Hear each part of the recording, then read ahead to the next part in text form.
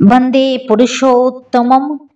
আজকের ইষ্ট প্রসঙ্গে একটি গুরুত্বপূর্ণ বিষয় আমি আপনাদের সাথে শেয়ার করছি।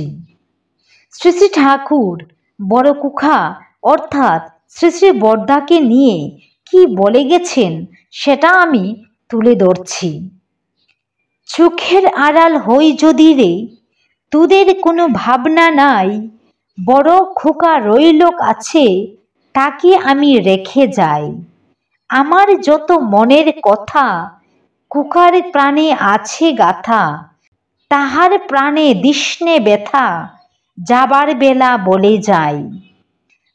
আমার প্রাণে যেসুর বাজে, সবই পাবে কোখার মাঝে, আমিও যাহা কুকাও তাহা, জানিস কোনো প্রভেদ নাই। তার নির্দেশে চলবি সদা, দ্বিধা দ্বন্দ্ব ভুলে, তোদের তরি দিবে পারি, পরম পিতা ওই তীরে। জয় গুরু।